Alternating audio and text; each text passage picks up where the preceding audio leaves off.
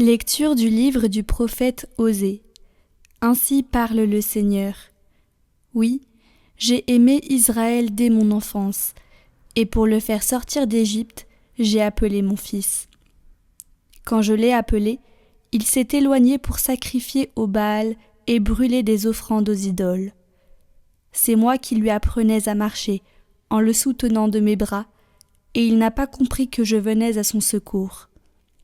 Je le guidais avec humanité, par des liens d'amour, je le traitais comme un nourrisson qu'on soulève tout contre sa joue. Je me penchais vers lui pour le faire manger. Mais ils ont refusé de revenir à moi. Vais-je les livrer au châtiment ? Non, mon cœur se retourne contre moi. En même temps, mes entrailles frémissent. Je n'agirai pas selon l'ardeur de ma colère, je ne détruirai plus Israël, car moi, je suis Dieu, et non pas homme. Au milieu de vous, je suis le Dieu saint, et je ne viens pas pour exterminer.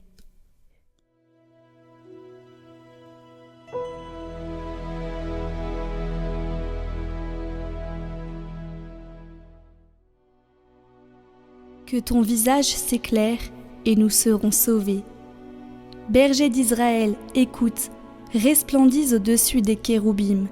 Réveille ta vaillance et viens nous sauver. Du haut des cieux, regarde et vois. Visite cette vigne, protège-la. Celle qu'a plantée ta main puissante, le rejeton qui te doit sa force.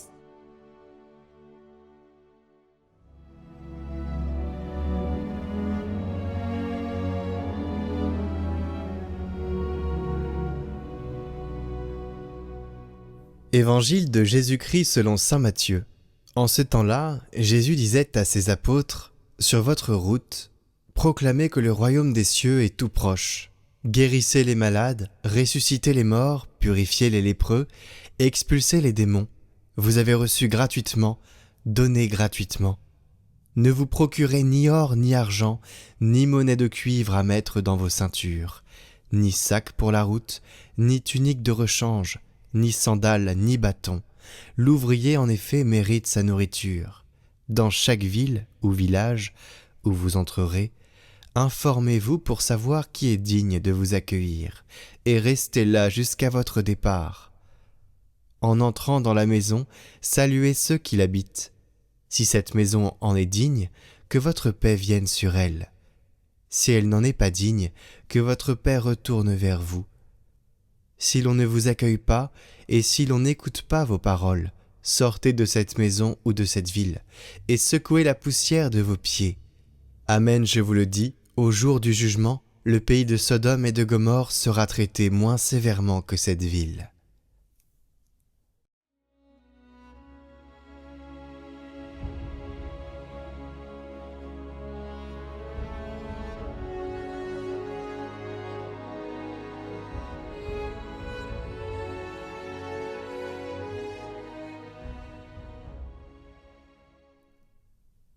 Avez-vous déjà eu besoin de vous poser des questions sur la mission, sur la gratuité? Est-ce que cela vous a déjà traversé l'esprit? Car c'est cela dont les évangiles parlent en ce moment même. Si la réponse est non, gardez-vous bien, car la parole des talents que certains enfouissent sans les faire fructifier vous concerne peut-être. Quiconque a trouvé un trésor et s'enterre avec ne ressemble pas à quelqu'un qui a rencontré le Seigneur. Et notre trésor, c'est bien le Seigneur. Celui qui a senti sa présence, même de manière assez fugace, veut la partager.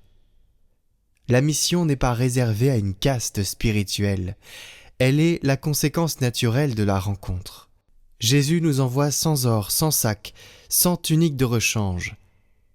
Ce dépouillement dit quelque chose. Il dit « Ce que j'apporte ne vient pas de moi ». On annonce un Dieu qui donne gratuitement la grâce. Il faut savoir que la providence de Dieu supplée au manque matériel, mais aussi aux maladresses, aux maux qui accrochent, aux incapacités intérieures. Et le prophète Osée dit que Dieu guidait Israël comme un nourrisson qu'on soulève contre sa joue. Ce même Dieu accompagne celui qui l'envoie. Alors, l'Évangile dit que Quand on arrive dans une ville et que l'on ne nous écoute pas, il faut partir en secouant la poussière de nos pieds. Oui, parce que parfois les cœurs sont fermés. Le Seigneur lui-même a rencontré sur sa route des cœurs qui ne voulaient pas voir alors qu'ils avaient le Messie en face d'eux. Dans la culture juive, secouer la poussière, c'est un geste de séparation.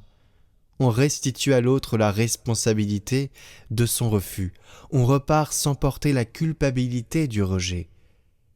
Parce que parfois, on a l'impression dans la mission que on n'a pas assez bien parlé du Seigneur, qu'on n'a pas assez bien fait ceci, mais il n'y a pas ces questions à se poser. Si le cœur de l'autre est en recherche, il pose des questions et s'ouvre petit à petit. Nous avons à semer le grain. Alors, puisque Dieu choisit de ne pas forcer notre liberté, ne prétendons pas nous pouvoir persuader, convaincre quelqu'un avec des arguments, parce que cela se passe dans le cœur. Alors continuons la mission, dans la confiance et dans la providence divine.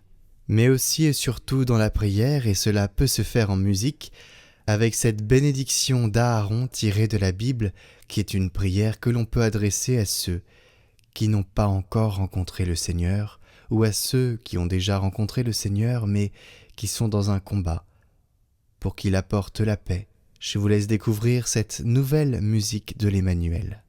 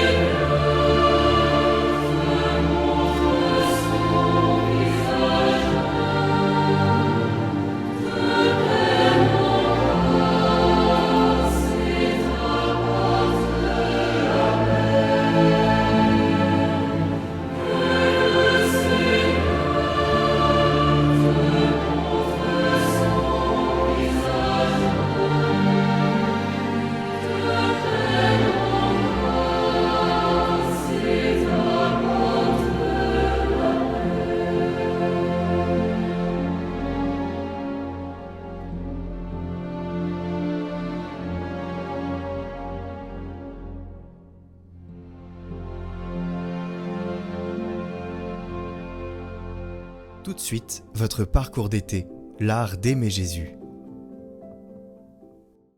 Jeudi 9 juillet. La charité, reine des vertus. Grande chose que l'amour, s'écriait saint Bernard. Oui, grande chose et précieuse. Salomon, parlant de la sagesse qui n'est autre que la charité, l'appelle un trésor infini, par la raison que ceux qui possèdent cette divine vertu ont part à l'amitié de Dieu. Ainsi que l'enseigne le docteur Angélique, la charité n'est pas seulement la reine des vertus, mais encore c'est elle qui, là où elle règne, entraîne dans son cortège toutes les autres vertus et les fait servir à une union toujours plus étroite avec Dieu. Et comme le dit aussi saint Bernard, la charité est proprement la vertu qui nous unit à Dieu. D'ailleurs, en maints endroits de la Sainte Écriture, Dieu déclare aimer qui l'aime. « J'aime ceux qui m'aiment. Si quelqu'un m'aime, mon Père l'aimera, et nous viendrons à lui, et nous ferons chez lui notre demeure. Celui qui demeure dans l'amour demeure en Dieu, et Dieu demeure en lui. Telle est la belle union qu'opère la charité. Elle unit notre âme avec Dieu.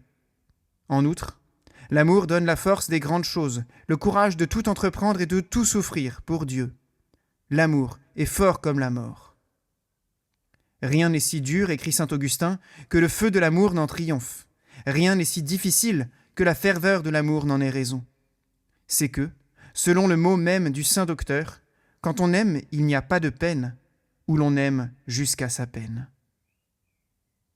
Voilà révélé le secret des saints.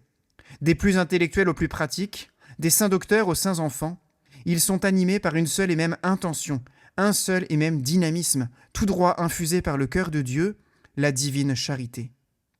Car il n'y a pas de force telle que celle de l'amour. Nous l'expérimentons dans notre vie. Les pages de notre littérature ou les images de notre 7e art en sont remplies. Les histoires qui valent la peine, les aventures les plus extrêmes sont vécues par amour. Les grandes eaux ne pourront éteindre l'amour, ni les fleuves l'emporter, dit le Cantique des Cantiques. C'est-à-dire que nous ne serons saints, que nous ne nous laisserons vraiment notre cœur se changer, notre vie se transformer, que par amour. Tout par amour, rien par force, aimait à répéter saint François de Sales. Le moteur de notre vie, la reine des vertus, notre raison d'être prudent, juste, obéissant, humble mais fort, chaste et tempérant, c'est la charité qui oriente, entraîne et dirige. Or, nous ne puiserons pas la charité ailleurs que là où elle réside, dans le cœur du Christ. En ce premier jeudi de notre parcours, prenons un court temps de contemplation du Sacré-Cœur de Jésus, comme nous y invite sa messagère, sainte Marguerite Marie, et envisageons de trouver un moyen pour pouvoir participer cet été à une messe par semaine en plus du dimanche, et si possible y communier en nous y étant bien préparés. Car c'est là que se trouve le cœur nucléaire, la fournaise incandescente de la divine charité, communiquée sous l'humble apparence de l'hostie consacrée. Prions avec saint Alphonse pour demander l'art d'aimer Jésus. Ô Dieu de tout amour, ô Seigneur des cieux d'en haut, vos traits sont si doux, si gracieux à regarder, qu'un seul regard serait une béatitude ineffable. Vous êtes béni, vous êtes le seul, l'unique qui peut combler mon cœur de son amour. Ô beauté suprême et splendeur infinie, ô source intarissable et océan de délices, ô vie qui me fait vivre ma véritable vie d'en haut. Je vous donne, Seigneur, mon amour tout entier. Amen.